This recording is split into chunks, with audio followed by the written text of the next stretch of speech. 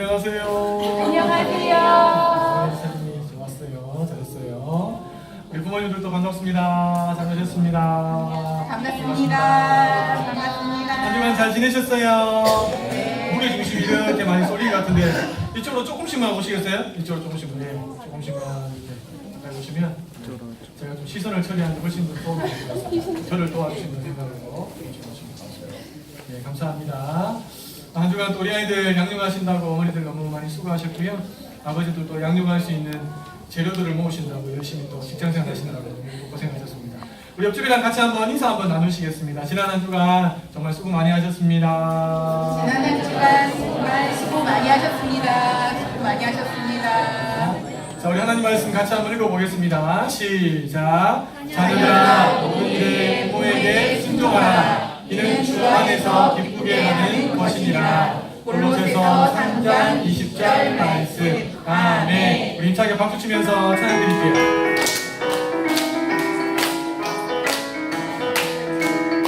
하나님 감사해요. 주님의 사랑 또 주님의 주신 이 모든 것을 하나님 기르시고 또 이키시고 또 도와주시고 감사해요.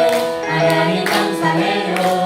주님의 사랑 또 주님의 주신 이 모든 것을 하나님 기르시고 또 이키시고 또 도와주시고 감사해.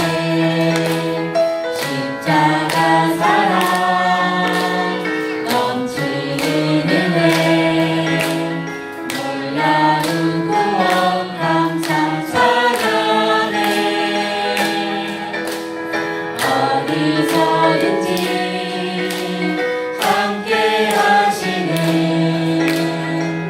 그 크신 사랑 감사 찬양. 하나님 감사해요.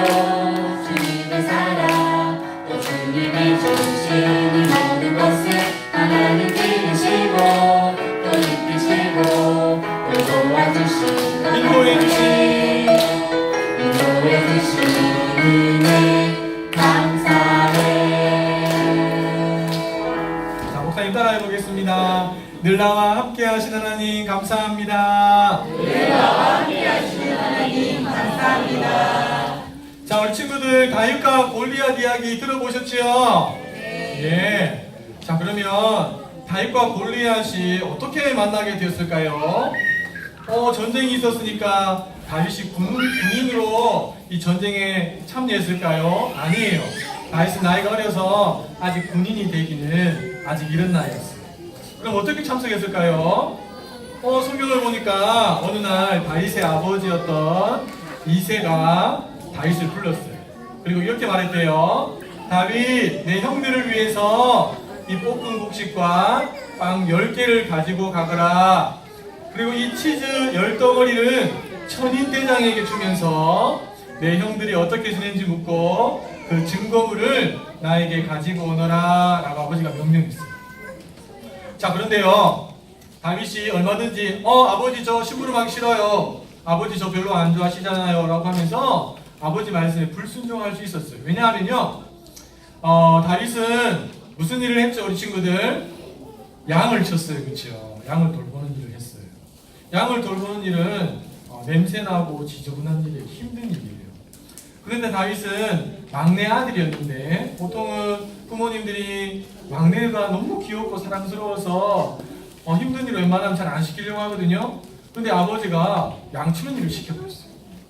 또 하나는 당시에 최고의 영적인 지도자였던 사무엘 선지자가 이새의 집에 오니까 아들들을 잘 준비하고 있으라고 이야기했음에도 불구하고 다윗 위로 형들은 다 목욕도 시키고 멋진 옷도 다 입히고 준비시켰는데 다윗은 양치로 보냈어요. 그러니까 이 다윗은 아버지에게 있어서 갈로 밖에 있었던 그런 아들이었어요. 그런 아버지가 다시 자기를 불러서 형들이 있는 전쟁터에 첫째, 둘째, 셋째가 나가 있는 전쟁터에 가라고 하니까 그것도 짐도 많아요. 그렇지? 어깨에다 짊어져야 되고 손을 잡고 가야 되는데 얼마나 힘들겠어요. 아, 싫어요 아버지, 가기 싫어요, 이렇게 할 수 있었는데 다윗은 그렇게 하지 않았어요. 예 아버지, 제가 잘 다녀오겠습니다 라고 하고는요, 아버지 말씀에 순종해서 갔고, 순종해서 가서 마침 보니까 저 블레셋에 골리앗이 나와서 싸움을 막 도두고 있는 거예요. 그래서 나중에 이 다윗이 나가서 블레셋과의 그 골리앗과의 싸움에서 이기고 이스라엘이 영웅이 되는 그런 장면이 나오는 것이죠. 만약에 다윗이 아버지의 말씀에 순종하지 않았다면 성경에 다윗과 골리앗 이야기는 나오지 않을 거예요. 그렇죠? 자, 그리고 우리 예수님께서도 이 땅에 오신 것은요, 하나님 아버지의 마음을 잘 아셨기 때문에 오신 거죠. 누가 가서 저 영혼들을 구원할 수 있을까? 하나님이 얼마나 이 마음을 가지고 계셨겠어요. 그렇죠? 예수님이 그 마음을 읽으시고 이 땅에 사람의 몸을 입고 이 땅에 오셨고, 어디까지 순종하셨는가 보니까 예수님이 십자가에 달려 죽기까지 하나님에게 복종하셨대요. 복종. 와, 그렇죠? 자, 그리고 예수님이 사람의 몸을 입고 이 땅에 오셨는데요, 예수님에게 그러면 육신의 이 몸을 가지고 있는 부모님이 있다는 이야기거든요. 자, 우리 친구들에게 물어볼게요. 우리 엄마 아빠들은 가만히 계시고, 자, 우리 친구들, 예수님의 엄마 아빠 이름을 아는 친구 손 들어보세요. 예, 손 들었어요. 예, 감사해요. 엄마 아빠 이름이 뭐예요? 예, 어려워요. 미안해, 어려워요. 잘못했어요. 마리아 요셉이요. 자, 그러면 조금 더 쉬운 문제일 수 있을 것 같은데, 나는 우리 엄마 아빠 이름을 한다. 손 들어보세요. 엄마 아빠 이름 알아? 우와, 훌륭하네. 역시 서진이도 알아? 그냥 손 든 거 아니고. 예. 엄마 아빠 이름 몰라도 돼요. 아직까지는. 예. 아무튼 예수님은 마리아와 요셉 사이에 성령에 잉태되어서 아주 작은 아기의 모습으로 이 땅에 오셨지요. 자, 그리고 예수님이 그 엄마 아빠 밑에서 점점 자라서 12살이 되었어요. 12살 되면 이스라엘이라고 하는 나라에서는요, 성인식, 성년식을 해요. 이제는 너 아기가 아니고 어른이야 라는 증표로 성년식을 하는데, 자, 그때 성경을 보니까 예수님께서 부모에게 순종하여 받드셨더라 라는 누가복음의 말씀이 나와요. 그러니까 우리 예수님은 육신의 부모라고 해서 나는 하나님의 아들이고 내가 그냥 당신의 몸을 빌려서 이 땅에 온 것뿐이니까 당신은 내 말을 잘 들어야 돼, 이렇게 말씀하시지 않으시고, 예수님은요, 육신의 부모님에게도 순종하여 받으십니다. 그래서 부모님이 뭔가를 말하면 내 어머니, 내 아버지 하면서 부모님을 기쁘시게 해드린 아들이 누구였다고요? 예수님이었어요. 목사님은 우리 친구들이 다윗과 예수님처럼 부모님의 말씀에 잘 순종하여서 부모님들에게 기쁨을 주는 친구들 되기를 소망합니다. 아멘. 네. 자, 그러면 도대체 어느 정도까지 부모님의 말씀에 순종해야 될까? 어느 정도까지 해야 되지? 성경이 우리에게 그 답을 이야기해주고 있는데요. 자, 다시 우리 부모님들이 한번 읽어주시겠어요? 시작! 자녀들아, 모든 일에 부모에게 순종하라. 이는 주 안에서 기쁘게 하는 것이니라. 어디까지 순종하라고 그랬어요? 모든 일에, 모든 일에. 이 모든 일에는요, 내가 좋아하는 부모님의 말씀에도 순종해라 라는 의미도 있고, 또 하나는 내가 좋아하지 않는 부모님의 말씀에도 순종해라 라는 의미가 같이 들어있어요. 우리 친구들이 좋아하는 일이 어떤 일이에요? 없어요? 예, 잠자는 거? 예, 여러 가지 뭐 있겠죠. 장난감 가지고 노는 거, 그렇죠? 또 뭐 놀이공원 가는 거, 맛있는 거 먹는 거 너무 좋아하죠. 그래서 엄마가 자, 지금 시간이 몇 시니까 자, 1시간 동안은 저기 네가 갖고 노는 장난감 있지? 그거 열심히 가지고 놀아. 그럴 때 아마 대부분 친구들은 와씨, 예씨 이러면서 장난 가지고 열심히 놀 거예요. 그렇죠? 왜냐하면 내가 좋아하는 말씀이에요. 부모님 말씀하신 거니까 순종을 하죠. 근데 반대로 내가 싫어하는 거예요. 내가 하기 싫은 거예요. 근데 부모님이 그걸 하라고 했을 때 할 수 있는 친구들이 잘 있어요. 목사님 집에 둘째가 이걸 좋아해요. 팽이. 베이블레이드라고요. 팽이를 좋아하는데 보니까 이제 가정 예배를 드릴 시간이 됐어요. 그래서 열심히 팽이하고 있는데, 자, 그러나 5분 뒤에 가정 예배 드릴 거니까 이제 팽이 정리해 라고 하면 둘째가 뭐라고 말하는지 아세요? 네, 아버지, 그동안 팽이 갖고 놀 수 있게 해주셔서 감사합니다. 제가 5분 안에 딱 정리하고 예배 드릴 수 있는 자세와 태도를 가지고 준비하도록 하겠습니다. 이렇게 말할까요? 한 번도 그렇게 말한 적이 없어요. 왜 5분인데요? 이렇게 말해요. 왜 5분밖에 안 주냐고요. 나 아직 마음도 못 가지고 놀았다고요. 이렇게 막 이제 더 하고 싶다고 이렇게 말해요. 그러면 이제 엄마 아빠가 가정 예배 드리는 시간 됐잖아. 그리고 더 지나면 너희들 예배 드리다가 또 졸고 막 그럴 거 아니야. 빨리 정리해. 이렇게 해서 이제 나중에 정리하고 같이 예배 드리긴 해요.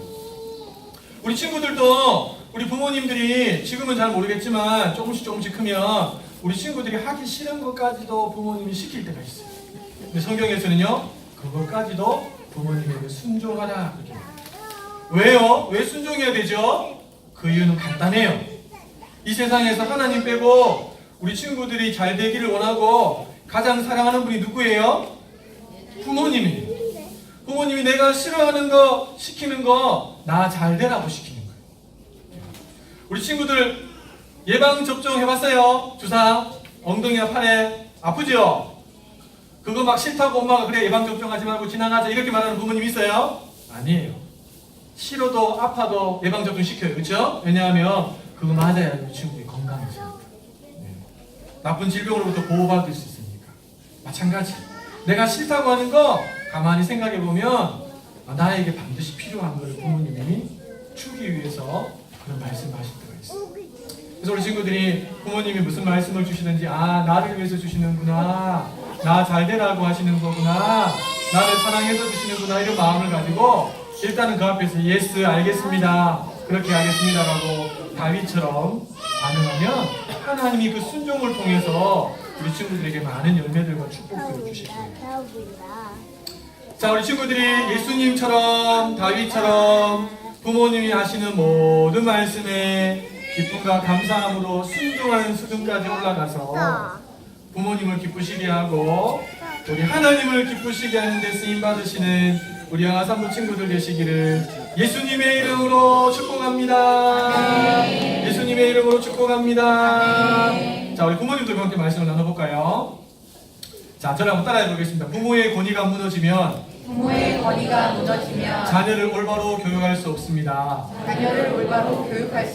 오늘 제목이 부모에게 순종하는 자녀의 양육학부다인데 부모의 권위를 먼저 세우는 것이 여러분 교육으로 나아갈 수 있는 첫 단추다라고 생각하시면 좋겠습니다. 가정에서 이 부모의 권위가 무너지면 아이들이 부모가 하는 말에 대해서 귀를 기울여 들을 생각을 하지 않습니다. 엄마나 아빠나 잘하지 이렇게 생각하고 받아들이지 않죠. 마찬가지입니다, 여러분. 학교에서도 선생님의 권위가 무너지고 아이들이 선생님을 폭력으로 때리고 이렇게 해버리면 선생님의 권위가 땅에 떨어지는 순간 교육도 끝나는 거예요. 오늘날 시대가 권위 상실 시대 아닙니까? 그렇죠? 권위가 계속 무너지고 있어요. 네. 그 말은 다시 말하면 교육이 엉망으로 되고 있고 사람들이 자기 소견에 오는 대로 살아가는 시대가 되고 있다는 겁니다. 교회에서도 마찬가지예요. 목사님의 권위가 무너지면 하나님의 영적인 교훈들을 받아들일 수가 없습니다. 그리고 제가 이제 영화부 맡은 지 5년 됐는데요. 첫 해에 영화부 맡아서 선생님들하고 이제 모여서 회식 가는 자리가 있었어요. 그때 이제 제가 회식 자리에 갔죠. 딱 가니까 좀 늦게 갔어요. 일하다가 선생님들 먼저 식사하고 계시고 제가 좀 늦게 갔는데 딱 가니까 제보다 다 연장자예요. 그렇죠? 제보다 더 인격도 좋으시고 또 상투를 살아오신 분들인데 제가 좀 늦었습니다. 먼저 오셨네요 하고 인사하니까 그 자리에 앉아 계신 분들이 다 자리에서 일어나시네요. 뭐예요? 본인을 세워줘요. 그때 제 나이가 20대 초반이었는데 5년 전이었어요. 그렇죠? 자, 저 본인을 세워주시죠. 본인가 세움 받으면 더 잘해야겠다 이런 마음 가지게 되죠. 물론 그거 가지고 이제 권위주의로 나가면 안 되겠지만, 그렇죠? 자, 유대인 사회는 북의 사회입니다. 북의 사회. 이 북의 사회가 되기 위해서 내려오는 전통들이 참 많이 있습니다. 그리고 북의 사회가 될 수 있도록 아버지의 권위가 세워질 수 있도록 그 가정마다 어머니들이 참 중요한 역할들을 많이 하는 사회가 바로 유대 사회입니다. 어떤 것들이 있는가 제가 4가지 정도만 살펴볼게요. 첫 번째가 의자입니다. 의자. 유대인 가정에 가면 의자가 있는데 그 의자는 아버지만 앉을 수 있는 의자입니다. 집안에 의자가 하나 있어요. 아버지만 앉을 수 있어요. 어머니가 앉으면 안 돼요. 아이들이 장난으로 라도 거기 올라가면 안 돼요. 여기는 아버지 의자야, 아버지가 앉으시는 곳이야 라고 일찍부터 교육시킵니다. 그래서 의자 하나만으로도 아버지의 권위를 세워나가죠. 그렇죠? 또 아이들이 자랄 때마다 주변에 많은 사람들이 또 엄마가 들려주는 말이 있습니다. 그 말이 뭐냐? 이 말이 같이 읽어볼까요? 시작! 물을 때는 아버지에게 물어라. 아버지가 물면 납비에게 물어라. 누구에게 제일 먼저 가서 물으라고요? 아버지. 아버지의 권위를 세워주는 거예요. 자, 세 번째는 뭐냐면 선택에 대한 결정권을 아버지가 갖고 있습니다. 어머니들이 훨씬 더 지혜로울 수 있고 또 판단력이 좋을 수 있어요. 그러나 그럼에도 불구하고 가정에 있어서 중요한 결정을 소희야 축복해. 그래. 아버지가 하지 않는 그러니까 자연스럽게 권위가 세워지는 거죠. 그럼 어머니들은 뭐 하는가? 아버지가 그 좋은 방향으로 결정할 수 있도록 지혜롭게 옆에서 잘 조언해 주는 역할을 하는 거죠. 그래서 여러분 영적인 그 아버지를 가지고 영적인 제사장이다 이런 말 하죠, 그렇죠? 다 여기서 나오는 거예요. 권위의 정도. 자, 그리고 네 번째는 뭐냐니까 물건을 뭔가를 부모님에게 드리게 될 때 아버지에게 항상 먼저 드리게 합니다. 일례로 물을 떠왔어요. 아이가 부모님에게 물을 드릴 때 누구 먼저 드린다고요? 아버지 먼저 드립니다. 근데 이 아이가 어머니가 더 좋아요. 그래서 난 어머니가 더 좋으니까 어머니한테 드려야지 하고 물을 떠와서 어머니에게 딱 드렸어요. 그럼 그 어머니가 어떻게 할까요? 아버지 먼저 드려야지 라고 하면서 받은 물을 그대로 남편에게 뭐예요? 권위를 세워주는 거예요. 유대인 사회는 이게 아주 자연스럽게 되어 있습니다. 여러분 권위가 세워지면 그 다음에 뭐가 된다고 했습니까? 순종이 됩니다. 자, 제가 한번 따라해 보겠습니다. 권위는 세워가는 것입니다. 권위는 세워가는 것입니다. 한번 더 따라해 보실까요? 권위는 세워주는 것입니다. 세워주는 것입니다. 그래요. 네. 아내가 남편의 권위를 세우고 남편이 아내의 권위를 세워줄 때 그 가정의 자녀가 그 부모를 통해서 많은 지식들과 또 생명을 살리는 하나님의 말씀에 대한 영적인 꼴을 자기 안에 가득히 담을 수가 있는 거예요. 자, 그러니까 한번 봅시다. 아버지가 너무 중요하죠, 그렇죠? 근데 이 아버지의 권위를 누가 세운다고요? 예? 대답하기 싫습니까? 아내들이 세우는 거거든요, 아내들이. 자, 그러니까 아버지들은 누구한테 가장 잘해야 되겠습니까? 그럼요. 사실은 제가 오늘 아버지들 많이 세워주려고 했는데, 근데 결국은 그것도 이제 남편이 아내를 성경의 말씀대로 우리 주님께서 교회를 사랑하셨듯이 자기를 희생하면서 아내를 사랑해주면 그 사랑의 힘과 또 하나님 앞에 기도하면서 머무르면서 하나님 주셨던 영적인 힘을 가지고 남편의 부족한 부분이 너무 많이 보이지만 그러나 그럼에도 불구하고 아이들 앞에서는 아버지를 세워주는 거예요. 그게 결국에는 내 자녀가 잘 되는 길입니다. 그래서 여러분 제가 정말 부탁드리고 싶은데 제가 신혼부부도 하고 젊은 부부도 하면서 너무너무 많이 강조했던 얘기 뭐냐 하니까 아이 앞에서 절대로 남편 흉보면 안 돼요. 또 아이 앞에서 절대로 아내 흉보면 안 돼요. 뒤에도 이야기하겠지만 그 순간 그 가정의 문의는 자기들이 무너뜨리는 겁니다. 여러분 우리 그리스도인들에게 있어서 자녀 양육의 목표가 뭡니까? 딱 한 가지 뽑으라면 바로 하나님을 경외하는 자녀로 만드는 겁니다. 그렇죠? 하나님을 경외하게 하기 위해서 뭐합니까? 말씀, 성경 이야기를 들려주고 모세 이야기도 들려주고 다윗 이야기도 들려주고 예수님이 하셨던 이야기도 들려주고 그 다 종합이 뭐냐니까 핵심이 뭐냐니까 어디를 향해서 가기 위해서냐니까 하나님을 경외하는 자녀로 만드는 거예요. 성경 지식 많이 가지고 성경 고사대에 나가서 점수 잘 받게 하기 위해서 하는 거 아니에요. 또요 가정예배 왜 드립니까? 바쁘고 지치고 힘들고 피곤한데 왜 가정예배까지 드려야 돼요? 그 예배를 통해서 하나님 경외하는 모습을 보여주는 거죠. 같이 하나님을 경외하는 것이 무엇인지를 보여주는 겁니다. 왜 힘든 하나님 말씀을 어릴 때부터 암송시킵니까? 이유는 딱 한 가지예요. 하나님 경외하는 자녀를 만드는 거예요. 말씀을 많이 암송해서 내 아이가 외우는 능력이 발달하기 위해서 아니에요. 그거 필요 없어요. 자기가 깨달으면 공부하게 되면 공부합니다. 제일 중요한 거는 딱 한 가지 뽑으라면 이 모든 작업들을 통해서 칭찬하고 축복하고 우리가 아이들 안아주고 이 모든 것도요 결국에는 딱 한 가지 하나님을 경외하는 자녀가 돼요. 그게 핵심입니다. 그게 핵심. 자 그런데 보세요.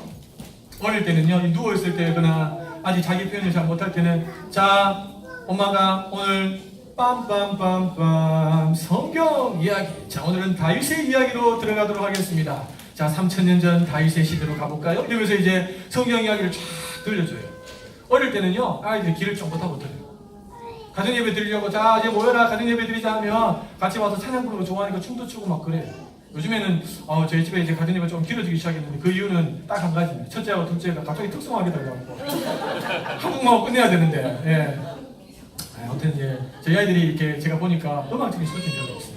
노래 부르는 거 보면 이게 고문이지 이런 느낌이 한 번씩 들 때가 있거든요.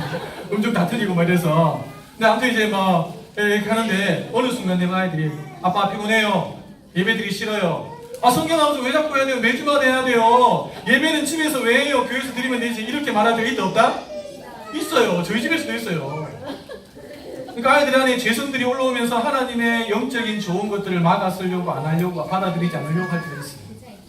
여러분 그때가 반드시 옵니다. 기억하세요. 그때 오면 어떻게 하라고 했습니까? 올 때가 왔구나.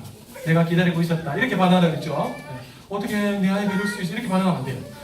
올 때가 왔구나. 이렇게 생각하시면 그때 여러분 아이를 교육하기 위해서 우리가 미리부터 준비해야 되는 것이 있는데 그게 뭐냐면 바로 권위입니다.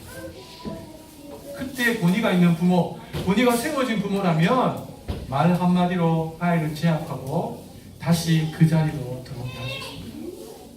제가 앞서도 말씀드렸지만 부모 입장에서는 자녀에게 좋은 거 주고 싶죠. 좋은 거 주고 싶은데 그 좋은 게 쉽게 좋은 것을 얻을 수도 있지만 뭔가를 정말 힘들고 어렵게 해야지만 얻을 수 있는 것도 있잖아요. 그렇죠? 근데 가만히 들을 돌아보면 뭔가를 힘들고 어렵게 해서 얻은 좋은 것들이 오래 가거든요. 그래서 아이가 싫어도 시킬 때가 있어요. 근데 이제 아이들이 그걸 거부할 때가 있다는 거죠. 근데 권위가 세워져 있으면 평상시에 엄마가 아빠의 권위를 잘 세워줘요. 아빠의 권위가 세워졌다는 말은 부부의 권위가 세워졌다는 말이거든요. 그래 되면 아이들이 순종하면서 자, 여러분 유대인 엄마들이 참 교육열이 참 열심히라고 우리나라 엄마들하고 거의 막상막하 정도 되는데 이 엄마들이 가장 강조하는 것이 있어요. 뭘까요? 이미 계속 제가 언급했지만 아버지의 권위입니다. 이 엄마들이 알고 있어요. 굉장히 지혜로운 거예요. 유대인 엄마들이. 아버지의 권위를 세워주는 것이 내 권위도 함께 세워지는 것이고 그러면서 내 자녀가 하나님의 말씀을 배울 수 있는 길이 열리는 것이라는 것을 알고 있어요. 여러분 유대인들이 우리나라 경상남북도 정도밖에 안 되는 작은 땅덩어리인데 그 땅덩어리에 있는 사람들이 노벨상의 어떤 부분들은 거의 입술다시피 하고 노벨상 전체의 약 40% 가까이를 갖고 갔어요. 지금도 세계를 움직이는 인물들이 유대인에서 나오잖아요. 그렇죠? 그 이유가 어디서 나올까요? 아버지의 권위가 세워진 거죠. 그 권위 세워져서 뭐합니까? 그냥 막 이거 빡 지르고 막 심부름 시키고 막 그런 거 하려고 아니에요. 하나님의 말씀을 계속 씹는 거죠.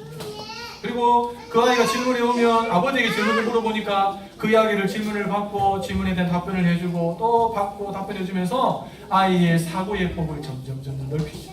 논리적으로 사고할 수 있도록 만드는 거죠. 또 엄마가 품어주고 사랑하면서 감성적인 부분들도 마르지 않고 잘 품어주는 거죠. 그냥 나오는 게 아니에요.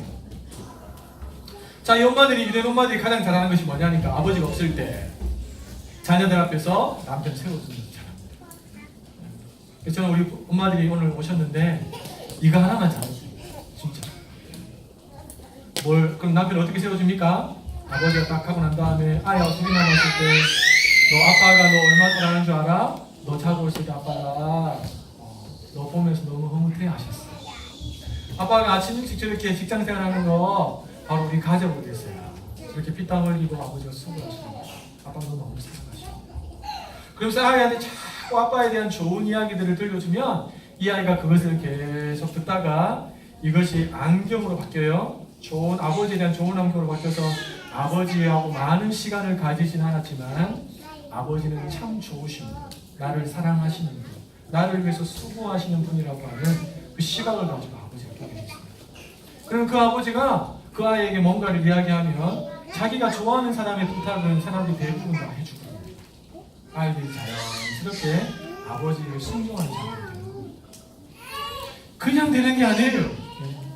그 밑바닥에는 어머니들이 보이지 않게 수고했던 부분이 있었다는 것이죠. 자, 온 집안이 지금 엉망이 돼 있어요. 그렇죠? 그런데 엄마가 딱 들어왔는데 이 둘째가 이렇게 말합니다. 엄마, 나랑 좀 놀아주세요 라고 말했어요. 근데 엄마가 이렇게 대답했어요. 엄마는 집안 정리해야 돼. 이렇게 지저분하게 있으면 아버지께서 퇴근하셔서 엄마에게 뭐라고 하겠니? 라고 말했어요. 이 말을 아이는 어떻게 받아들일까요? 이 말을 듣는 순간 아이의 마음속에는 아버지에 대한 존경심이 사라집니다. 아버지에 대한 미움의 마음입니다. 왜요? 엄마를 혼내시는 분이 아버지죠. 그리고 나랑 엄마랑 놀지 못하게 하시는 분이 아버지. 라는 인식이 그냥 자연스럽게 쑥 들어가 버리는 거예요. 조심하셔야 돼요. 특별히 이제 아버지들 중에 저처럼 완벽주의 기질을 가진 분들이 계시다면 조심하셔야 돼요. 그 아버지가 정리정돈을 아주 깔끔하게 잘하신 그 부모님 밑에서 자란 아버지들이 있으면 정말 조심하셔야 됩니다. 다 지적질하는 거예요. 이렇게 다니면서. 왜 정리가 안 됐냐고. 집안이 이게 뭐냐고. 하루 종일 집에 있으면서 청소도 안 했냐고. 이러면서 하기 시작하면 그 순간에 그 권위가 같이 떨어지는 겁니다. 어떻게 말해야 됩니까? 아이고 일을 어쩌니 집안이 너무 지저분하게 보이는구나. 보기가 좋지 않다, 그치? 엄마랑 함께 정돈해 볼래? 그럼 아빠가 들어오시면 참 좋아하겠다, 그치? 그런 뒤에 내 방에 가서 같이 놀아주면 어떻겠니? 이렇게 얘기해요. 귀엽게. 말 한마디 한마디가 참 중요합니다. 또 보세요. 아들이 향해서 아버지 이렇게 말합니다. 야, 너는 누굴 닮아서 이렇게 공부를 못하니? 이렇게 딱 이야기했어요. 그 이야기를 함께 듣고 있던 어머니가 여기서 뭐라고 말해줘야 됩니까? 함께 누구 닮아? 당신 닮아서 그렇지. 이렇게 하는 순간 아버지의 권위는 땅에 떨어집니다. 그렇죠? 그래서 며칠 지나서 아들이 공부 안 하고 이렇게 있어요. 야, 너는 맨날 놀기만 하니 공부 좀 해라. 이렇게 말하면 아들이 뭐라고 대답할까요? 아버지는 뭘 이렇게 잘했나? 이미 권위가 떨어지는 거예요. 이런 반응이 나올 수밖에 없게 그 작업을 옆에서 엄마가 다 해놓은 거예요. 이 말이 얼마나 중요해요. 허물이 많이 보여요. 그렇죠? 같이 살면은 가까이 가면 가까이 갈수록 허물이 많이 보여요. 여러분 피부가 아무리 깨끗한 사람이라도 진짜 막 표면기 같은 거 갖다 대면 옆에 상처도 있고 좀 이렇게 허점이 다 보이잖아요. 가까이 가면 가까이 갈수록 보여요. 그래서 부부는 보기 싫어도 그 허물이 보여요. 네. 근데 그 허물이 자꾸 집중하다 보면 좋은 말이 안 나가고 어떻게 해서든지 그걸 고치고 싶어하는 마음이 이 대한민국에 살아가는 모든 아내들의 그 마음이 제가 말했잖아요. 결혼하는 그 순간 남편 개조위원회에 자동적으로 가입하신다. 어떻게 해서든지 남편을 개조해서 좀 더 나은 인물로 만들기 위해서 애쓰시는데 그거 다 헛일이 아닐까, 헛일. 그렇게 해서 바뀌는 인물들이 거의 없어요. 칭찬해주고 세워줄 때 그렇게 바뀌는 거예요. 자꾸 지적질하면 본인은 땅에 떨어지고 남편은 자존감은 무너지고 집에는 들어오기 싫고 악순환이 반복되는 거예요. 자, 같이 한번 읽어보겠습니다. 시작! 가정에서 권위를 세우십시오. 어머니들, 남편의 권위를 세워주세요. 남편이 없을 때 더 세워주세요. 그렇게 세워진 권위로 옳고 그름을 또 하나님 경외하기를 가르칠 수 있습니다. 그런 자녀가 될 때 모든 일에 부모에게 순종하고 더 나아가 하나님께 순종하게 됩니다. 아멘이십니까? 이번 한 주간 이제 다음 주는 또 추석 연휴가 할 텐데 아이들하고 이래저래 또 다니기는 하실 텐데 상황이 참 힘들고 어렵게 돌아갈 수도 있을 것 같아요. 그러나 그때그때 여러분 적절한 지혜로운 말들로 남편과 아내의 권위를 잘 세워주셔서 우리 아이들이 그 권위 아래에서 안정감과 평안함을 누리고 또 좋은 영적인 것들 또 지식적인 부분들을 잘 공부받아서 잘 준비되어지는 이런 은혜가 있는 한 주간, 두 주간의 삶이 되시기를 예수님의 이름으로 축복합니다. 우리 축복성 같이 부르겠습니다.